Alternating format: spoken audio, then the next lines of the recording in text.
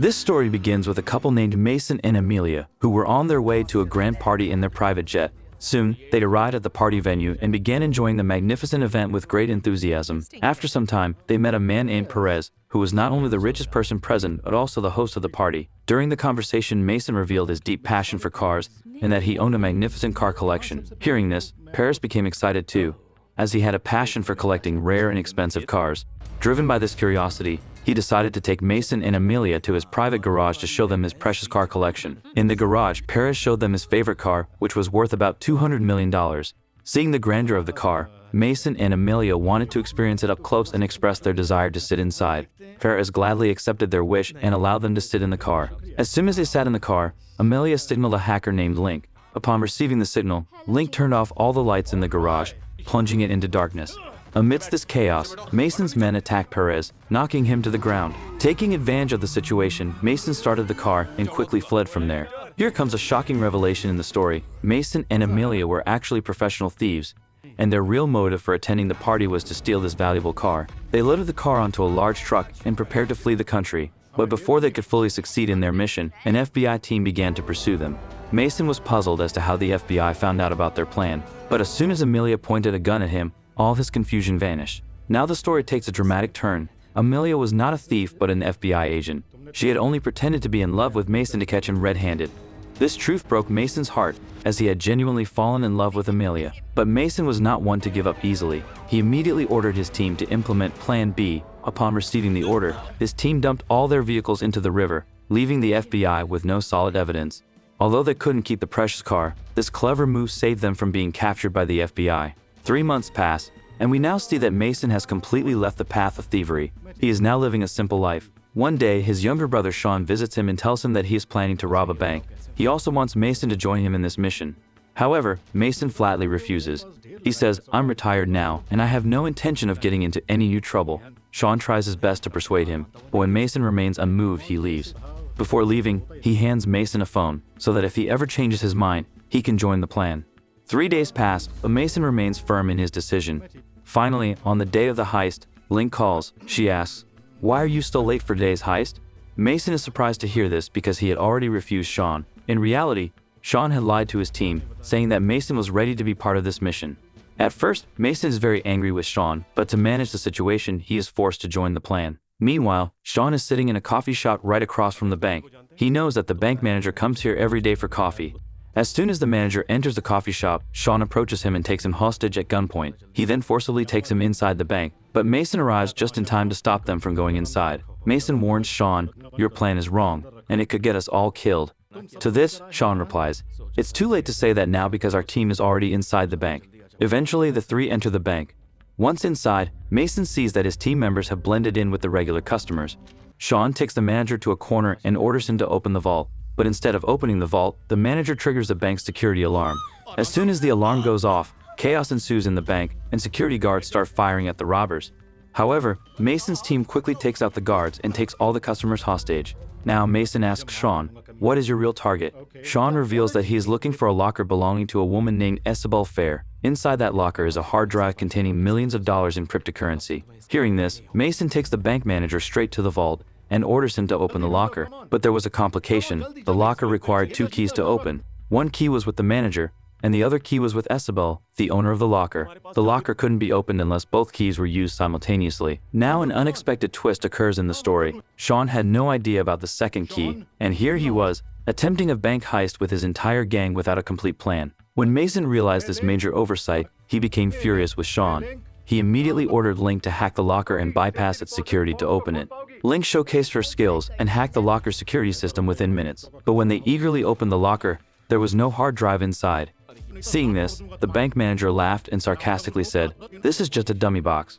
I don't even know where the real box is." Hearing this, Mason's anger flared up. He scolded Sean for the extremely poor planning. Meanwhile, the situation outside the bank was heating up.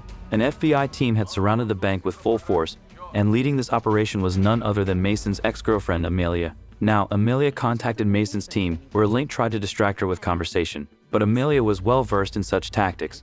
She directly said, "Don't get caught up in excuses. Let me talk to Mason immediately." Hearing this, Link informed Mason that the FBI wanted to talk to him. Mason ordered Sean to keep an eye on the bank manager and quickly went to Link's room.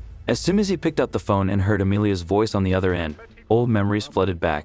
But he reminded himself, Amelia was now his enemy and had come to capture his team.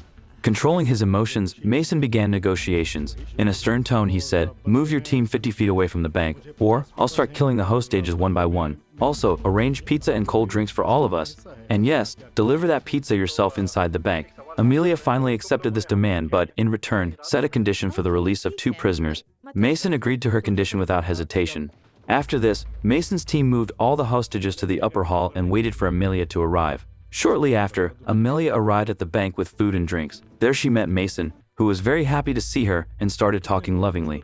But Amelia ignored these talks and directly asked Mason to surrender. However, Mason flatly refused and sent Amelia out of the bank. Afterward, everyone was fed, and as per the agreement, 2 people were released. But then something unexpected happened, something no one had imagined. Suddenly, the bank manager attacked Sean, snatched his gun, and ran away. Seeing this, Mason immediately chased after him. After a long chase, the manager was finally caught. Then, Mason interrogated him harshly and extracted all the information about Isabel. The manager revealed that Isabel Farrow was actually the wife of the country's most notorious gangster, Abel. Abel was not only a very dangerous criminal, but also had the support of the country's most powerful politicians. Perhaps that hard drive contained evidence of these corrupt leaders' dark deeds, and if that evidence came to light, the government could be in danger. Despite all this, Mason decided to steal the hard drive so that he could blackmail the government and safely get out of the bank. Meanwhile, a black car stopped outside the bank. Out came none other than Abel's lawyer. He sternly ordered Amelia, "If your team doesn't capture these thieves within the next hour, the US Army will attack the bank." Amelia was shocked to hear this. She couldn't understand who this man was and why he was giving such a big threat. She immediately contacted her supervisor, where she learned that this man's name was Alex, and he was Abel's lawyer. The supervisor warned her that Abel's influence was extremely powerful, and many powerful leaders in the government were backing him. Therefore, they couldn't do anything in this matter. He advised Amelia to try to get the thieves out of the bank as soon as possible, because if the US Army entered the bank, not only the thieves but also many innocent hostages could lose their lives. Meanwhile, Mason and his team started breaking down the wall of the locker room, assuming that the bank had hidden Isabel Farrow's vault in a secret chamber. But as soon as they broke one wall, another wall stood in front of them.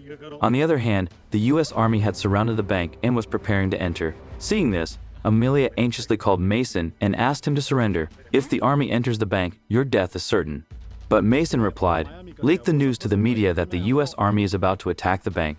If the media arrives here, the army won't be able to take any action." Now Amelia did exactly that and conveyed this sensational news to the media. The matter quickly escalated, and media teams gathered outside the bank. This news spread like wildfire across the country. Seeing the situation worsen, the FBI head lost his temper. He angrily removed Amelia from the case. Then he called Mason and warned him in a stern tone, "If your team doesn't surrender within the next 15 minutes, we'll enter the bank under any circumstances." Inside the bank, Mason's team had found the special room where Sybil's valuable locker was kept.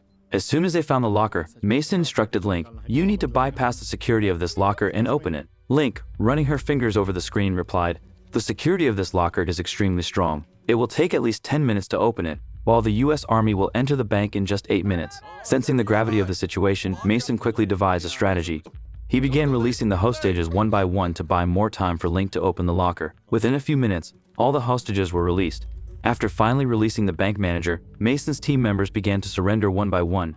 Everyone had exited the bank, but Mason and Link were still inside. Outside, the FBI head's anger had reached its peak. He ordered the US Army, "Enter the bank and shoot Mason on sight." Upon receiving the order, the US Army entered the bank and began searching for Mason throughout the bank. When they reached the special room, they found Mason waiting for them with a bomb in his hand. Before they could understand anything, there was a massive explosion. In this blast, Mason along with all the US Army soldiers were killed. Due to Sean's failed plan, Mason lost his life. If you think the story ends here, hold on, because a shocking twist is about to come. A few months later, Amelia resigned from the FBI. She didn't want to work with corrupt officers. After resigning, she went to a private island to enjoy her vacation. But what she saw there was astonishing. Mason was already there waiting for her. Here the story takes a new turn. It is revealed that from the beginning, Mason and Amelia were on the same team. They had deliberately failed the car theft plan so that the FBI wouldn't suspect them and they could carry out their real mission.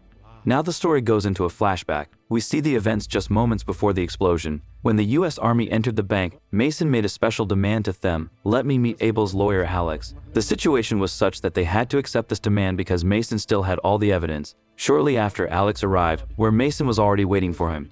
He threatened Alex in harsh words, If you don't transfer $500 million to my account, I'll make all the evidence public. Additionally, you'll have to give us a new identity so that we can start a new life.